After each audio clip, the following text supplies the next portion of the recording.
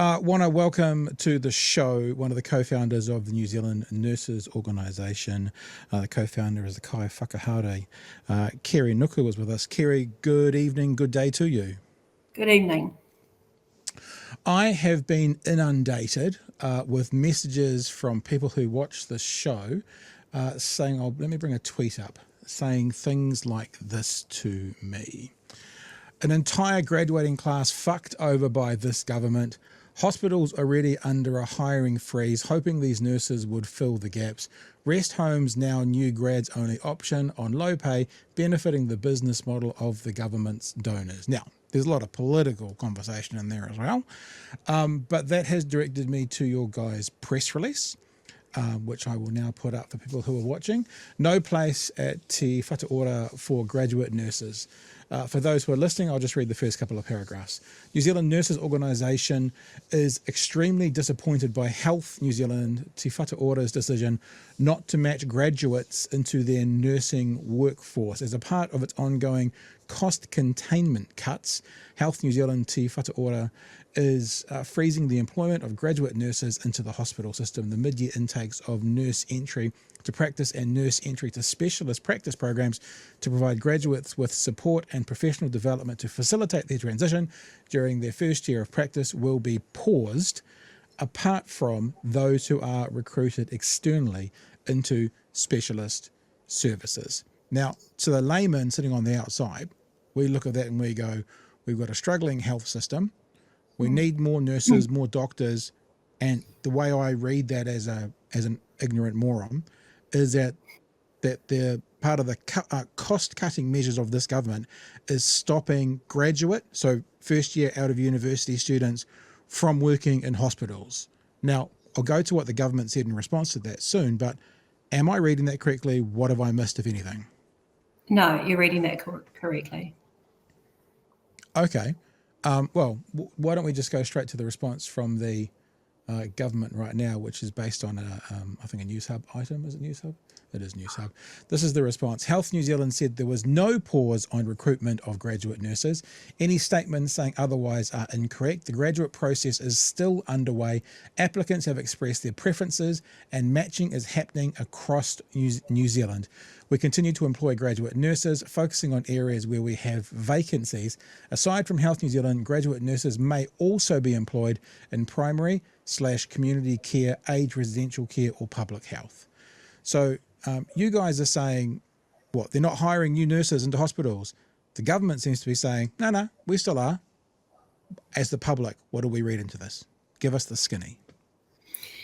Well, yesterday morning, we were notified by our members, outraged by our members, because they had been informed by Te Whatu Ora leadership that there is a pause also on NET-P, so these are the new graduates entry to practice, and NESP, so those entering into mental health services. So our members that had been to meetings and read information out from their regional leaders were outraged because this is the message that they were being sent. We quickly got on to validate the source of information and then went out promptly with a media release, at which stage then Te Whatu Ora has said, no, misinformation. So that's where the lay of the land sits at the moment. Now, remember last Thursday night, Te Whatu Ora said, or Health New Zealand said, we've got a freeze on nurses because for months we've been saying that we're 4,800 nurse vacancies across the country. Yep. And Te Whatu Ora says, hold on now, we've done our figures and now we're 2,000 nurses in credit. So we're 2,000 nurses over, so we need to freeze everything off.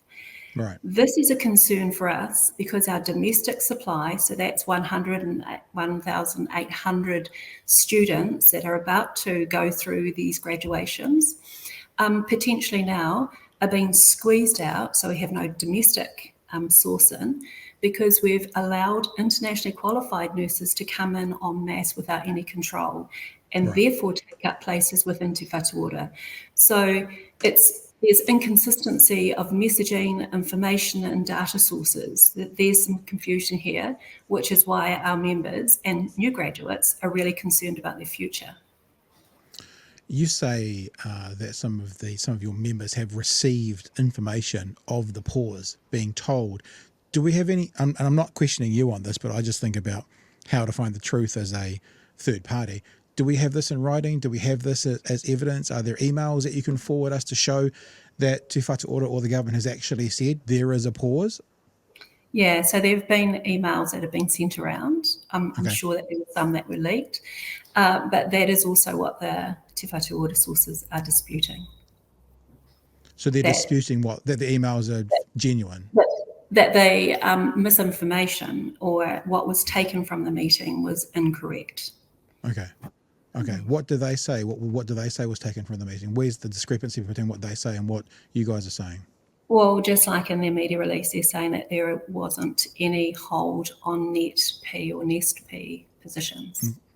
Okay, so where clearly in the message it was very clear that that was the direction. Right.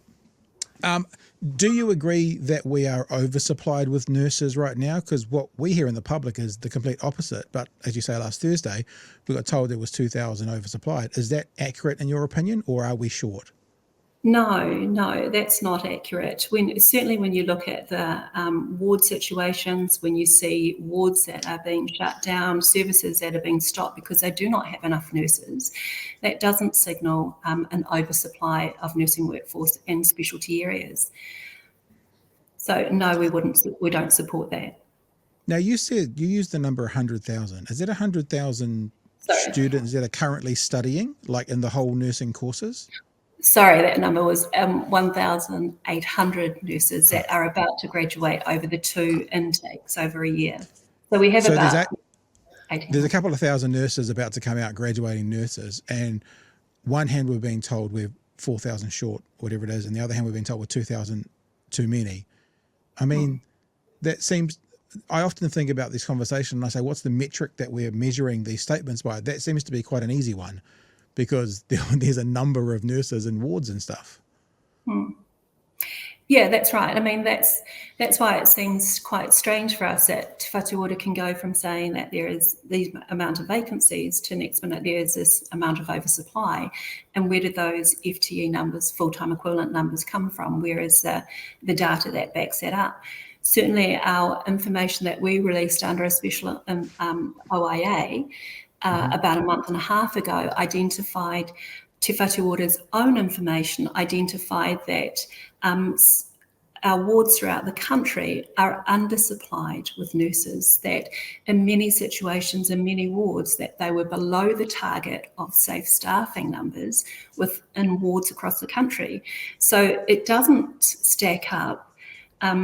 The oversupply argument doesn't seem to fit. And for us, and many of us that are part of our health unions, it was a surprise that we read about the freeze on Thursday as opposed to have discussions with Te Whatu Ora around where their numbers and their information is coming from. So we were equally as surprised as many of the public that read that for the first time in a media release. So, but Thursday there was a freeze. Today or yesterday when the story came out, they're saying there's no freeze. So there's a contradiction, and you're saying there's a contradiction in what Te Whatu Ora is saying in the space of a week, yeah? Yeah, so they're saying that there's no freeze on the new graduates that come through that are currently applying, are currently sitting exams and currently going to apply for these positions. What they have said, and we've got to bear in mind that 80% of these new graduates would go to Te Whatu Ora spaces. What Te Whatu Ora is saying that there still could be recruitment, but actually they might be now out there in primary care and the aged care residential services, which are not set up to take that volume of students, offer peer support, mentoring, education support. So it's not merely shifting of a resource, because a lot of those primary care facilities would not have the infrastructure to be able to support that. Students of those numbers. So there is something that certainly doesn't seem to be adding up. Again, on the outside looking in, this looks politically motivated. This is read by me as we're hearing about cutbacks and money saving by this incumbent government, but we're also being told by Mr. Luxon in particular, that the people running these departments, the CEOs, will still have complete control. They'll find out where there needs to be losses. They have all the information. What do you see this as? Is this direct involvement from this government putting their thumb on it, saying save more money? Is it the government putting pressure on the CEOs of Te Whatu Ora, and then they're having to make these decisions? How is this happening? And I guess what I'm saying is, I wouldn't imagine this would be happening if it was the last lot, the Labour government in.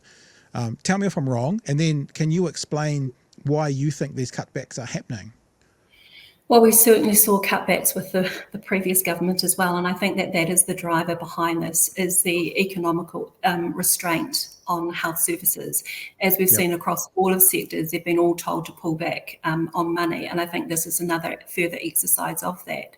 To suggest that we're overstaffed, and nursing by far is the largest health workforce across all of the health systems, so we are expensive.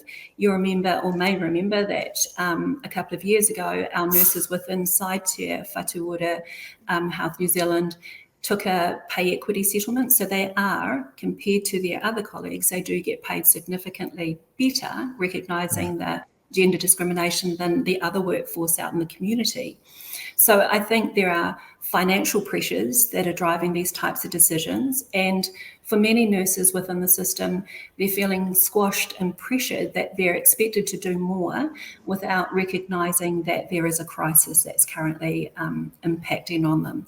The mental fatigue, the exhaustion, it is real, it is significant. In your professional opinion, the level of nurses, the number of nurses we have in our health system at the moment, will it maintain a safe and proper forward momentum as it is, or is it the other opposite of that would be, is it dangerously low, putting patients' lives at risk? Yeah, I think what we saw from under the Official Information Act, it showed that we are in many areas, mental health, sometimes women's health, children cancer wards, that we are getting critically low in the amount of experienced workforce that are available to tend to these very sick and vulnerable patients. So it's really critical. What the information also says is that if we continually have wards that are understaffed, then there will be a rationing of care. There will be people that have these unexpected events, because we keep rationing care, and sometimes that care rationing can affect one person or a couple repeatedly. So there then will lead to impact on their quality of healthcare within the system. So this has been going on for many, many years, bear in mind. COVID exposed the crisis, but actually there hasn't been a quick supply to remedy it. So this is now, for us, it's reaching critical point, because nobody seems to be listening to the crisis, and it has gone on for so long. It's at a critical point. And many of my colleagues in tears, because they go into nursing to care for patients and to give them the best quality care they can. When you can't do that after an 8-hour, 12-hour shift, you leave and you feel pretty terrible. With the freezing of the employment that you're accusing Te Whatu Ora of, that you're saying they also said a week ago, are we going to lose a bunch of these new graduates off to Australia? I've had a string of people say, how much is it for a passport? Australia are taking new graduates. So some have already said, I'm not even going to look for a job. I'm not even going to apply for the process and get a job here. I'm just going to leave. So, we do run that risk. And So as of today, you say there is a freezing of employment. Te Whatu Ora's latest announcement is there's not. And obviously from us, those of us sitting on the outside, we're looking what's happening. What's the next step? Where to from here? What's the resolution for you guys moving forward? So again, as we keep saying, we need to get around the table and look at thrashing out these numbers, where they're coming from. We need to look at not short-term remedies, but a long-term workforce development strategy, which the governments have failed to do for nursing. So we need to look at how we can support and secure domestic supply, so that the nurses that train and have spent years here, that want to live here, have access to jobs at the end of their training. And we need to turn off a tap around the internationally qualified nurses that keep coming in and that our new graduates compete with for jobs. So we've got to look at a multi-pronged approach to a workforce strategy that's going to have a long-term focus. If there's 1,800 graduates coming out and we're a couple of thousand graduates short, once that's filled up, I mean, I'm assuming there's 1,800 graduates next year. If that was filled up, it doesn't mean there's going to be 1,800 available next year, is there? Because those jobs will be filled up. Or do you think there is growth that comes and there's always need for those graduates? Yeah, there is always growth and opportunities in there, remembering that we've got an aging workforce, so they're always also going to be retiring. The critical part of the new graduate program is it takes a year for them to develop, to support, to be under a mentorship. So they're kind of in that transition year, which is really critical for mentoring, for other professional development opportunities. So then they come out, and what we consider to be an experienced or senior nurse is once they've done sort of 3 years. So supporting them to become those competent practitioners. So there's always a need to keep that cycle going. And we've also got people that are retiring, or people that are getting pregnant, or people that are moving overseas for whatever OE experience. So there is always that need for a constant supply. Right. So we're not, if we're 2,000 next year and 2,000 the following year, there's not going to be a whole bunch of those people missing out. There's always going to be a need to, as you say, people leaving, people retiring, to slot them in. Interesting. Okay, from the New Zealand Nurses Organisation, that is Kerri Nuku. Thank you, Kerri, for joining us today. That's been really informative. Cool. Thank you.